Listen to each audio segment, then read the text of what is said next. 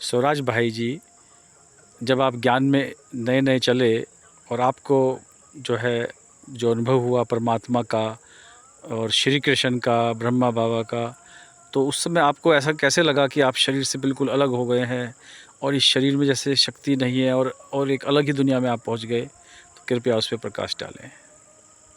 देखिए, ये ज्ञान के शुरू में जब बाबा को अपने यज्ञ में, अपने बेहद की यज्ञ में हमको छोटा सा कोई कार्य संभालना था। ऐसे बोलते हैं ना कि राम के इतनी बड़ी कार्य हुआ तो गिलहरी क्या करता था, समुद्र के अंदर जाना और अपने बाल में बालू को फंसा के लाता था, फिर ऊपर झाड़ता था।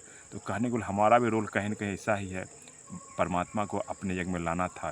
तो इस तरह का अनुभव रहा कि जब हम बाबा के जब हम ध्यान करते थे तो कहीं ना कहीं हमको लगता था बॉडी से हम कहीं ना कहीं निकल रहे हैं, धीरे धीरे निकल रहे हैं। तो कहीं ना कहीं ये बॉडी कॉन्शियस में इस तरह का आभास हुआ कि हमको थोड़ा डर लगता था कि पता नहीं हम शरीर छोड़ रहे हैं, यह मेरा शरीर बहुत हल्का हो रहा है, कहीं हमारा बीपी तो नहीं लो हो रहा है।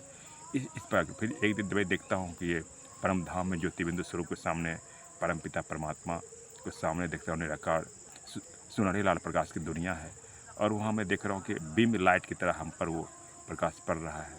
तो इस प्रकार का जो अनुभव है कहीं न कहीं बहुत ही डिवाइन अनुभव था और कहीं न कहीं अच्छा था।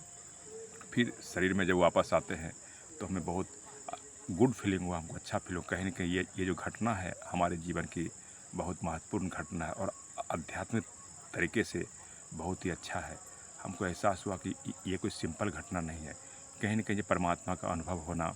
फिर श्री कृष्ण को फिर हमने ध्यान में देखा, फिर प्रजापिता ब्रह्मा बाबा के सूक्ष्म वतन में मैंने ध्यान में देखा। इस तरह के बहुत सारे ऐसे अनुभव है। तो कहीं कि पीछे जन्म के कुछ पुण्य होंगे, एक बाबा को हमको लाना होगा, इसलिए बाबा ने इस तरह के अनुभव कराए और कहीं अच्छा लगता है इस तरह का जब अनुभव बाबा कराए, जैसे कि योग में हमको